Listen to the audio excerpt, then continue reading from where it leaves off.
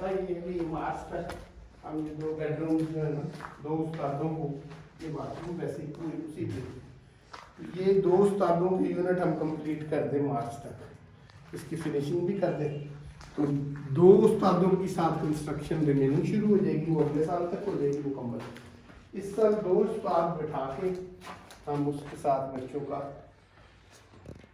हमने सर्वे किया, ऑलमोस्ट अपने गांव में 68 के करीब बच्चे इस साल जो हम एज ग्रुप 4.25 साल चाह रहे हैं तो वो स्कूल गोइंग हो जाएंगे। तो उनमें से 68 में से कुछ ऐसे लोग होंगे कि जो सिटी के स्कूल में ही जाएंगे, कुछ ऐसे हैं कि जो आउट ऑफ सिटी चले जाते हैं, लाहौर वगैरह बच्चों को ले जाते हैं। हमारी कोशिश तो ये है कि एक बैक टू दीपालपुर का ट्रेंड पैदा हो, लोग वापस अपने एरिया में ही आएँ और यहीं पे बच्चों को तालीम दें। तो ये इससे पूरा हमारा जो इंफ्रास्ट्रक्चर है एजुकेशन को और बाकी हमारे प्रोजेक्ट्स को भी, हेल्थ या और डिसिप्लिन के अंदर भी, उसको लोकल लेवल के ऊपर जब लेके आएंगे तो फिर ये सड़कों के मसाइल, ट्रांसपोर्टेशन के इशू, पोल्यूशन का प्रॉब्लम, ये बिलावजह का एक सफ़र में जो हम पड़े हुए हैं, क्योंकि अक्सर फैमिलीज़ हमारे यहाँ दीपालपुर से भी और शहरों और देहात से भी वो लाहौर सिर्फ इसलिए शिफ्ट हो गई है कि वहाँ पर बच्चों की तालीम के लिए और इलाज के लिए उन्हें जाना पड़ता है। अदरवाइज़ उनका लाहौर शहर के अंदर या बड़े शहरों के अंदर उनका किसी किस्म का ना कोई बिजनेस है ना मसरूफियत है। सिर्फ इस वजह से अगर ये फैसिलिटीज़ उनको अपने देहात की सतह पर प्रोवाइड की जाए तो उनको देहात छोड़ के भी नहीं जाना पड़ेगा, यहाँ देहात में भी ब्रेन ड्रेन का अमल रुक जाएगा। और दूसरा ये है कि उनके यहाँ रुकने से और ये सहूलतें होने की वजह से ये खाम खा का जो एक सफ़र और एक ट्रांसपोर्टेशन और उसकी वजह से जो एक पोल्यूशन और उसकी वजह से जो सड़कों का इंफ्रास्ट्रक्चर चाहिए, इसकी भी ज़रूरत कम पड़ेगी। तो ये ओवरऑल इसकी पॉलिसी एजुकेशन के एतबार से इसकी जो इम्प्लिकेशंस हैं उनके भी असरात आएंगे। और अगर माजी की तरह वैसे ही लोकल लेवल पे हर देहात के अंदर अपना ही एजुकेशन का एक स्ट्रक्चर हो, वहाँ पर हवेली की तरह की स्पेसेस हो, दालान हो, जहाँ पे लोग अपने बच्चों को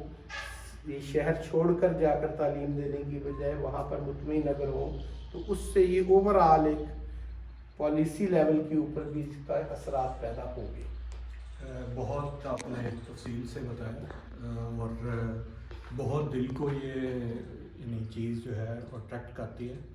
और मैं सिर्फ एक मेरे जहन में जो क्वेश्चन आया है और बाकी जो हमारे व्यूअर्स देखते हैं उनके जहन में भी आया होगा कि इसको सस्टेनेबल हम कैसे बना सकते हैं। जी, इसको सस्टेनेबल बनाने के लिए जैसे हमने कहा कि माजी में तो प्री कॉलोनियल पीरियड के अंदर तो अंग्रेज़ के आने से पहले तो हमारा सारा एजुकेशन का निज़ाम जो है वो पैटर्नेज पे खड़ा था। मौजूदा एजुकेशन के मॉडल में और उसमें फ़र्क ही बुनियादी ये था, और उसी वजह से ज़्यादा एक प्रोडक्टिव एजुकेशन के मॉडल सामने आ रहे थे। अब लेकिन ये हुआ है कि हमारे पास एजुकेशन के 2 तरह के मॉडल्स एग्जिस्ट करते हैं। एक मॉडल है जो हमारा कमर्शियल मॉडल है, तो प्राइवेट सेक्टर जो है हमारी एजुकेशन का, स्कूल्स हैं, कॉलेजेस हैं, यूनिवर्सिटीज़ हैं प्राइवेट सेक्टर के अंदर, तो वो एक कारपोरेट सेक्टर की तरह काम कर रहे हैं और वो मुनाफे के हसूल के लिए तालीम का कारोबार कर रहे हैं। तो मतलब है वो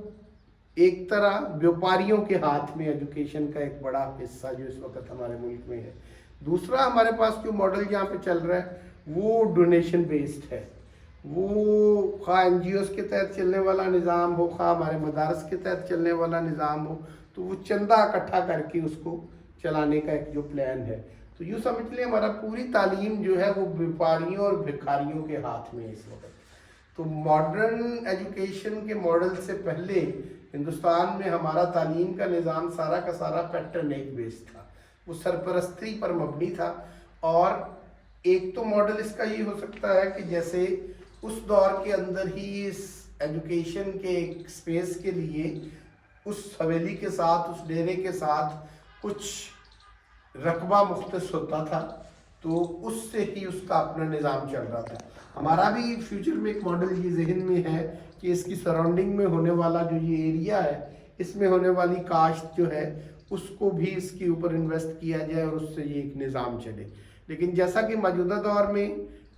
एजुकेशनल स्पेसिस के अखराजात बहुत बढ़ गए हैं, तो हो सकता है उससे भी अगर पूरा ना हो तो फिर हमारे जहन में ये एक मॉडल है कि इसके अंदर ایک کمپلسری فیس کا نظام تو نہیں ہوگا، لیکن ہم یہ کریں گے کہ ایک آپشن کے طور پر کہ جو مخیر حضرات کے بچے ہیں وہ ان کی کوئی فی ادا کرنا چاہیں اور ان کا ایک اس کی بنیاد کے اوپر اس کو ہم اکنامک اعتبار سے بھی سسٹینیبل بنانے کی کوشش کریں گے، اور یہ کوشش کریں گے کہ یہاں پر اساتذہ کو، جیسے یہ ایک پہلی بلڈنگ ہے اس میں 4 اساتذہ ہیں، تو ہماری اسکیم میں یہ ہے کہ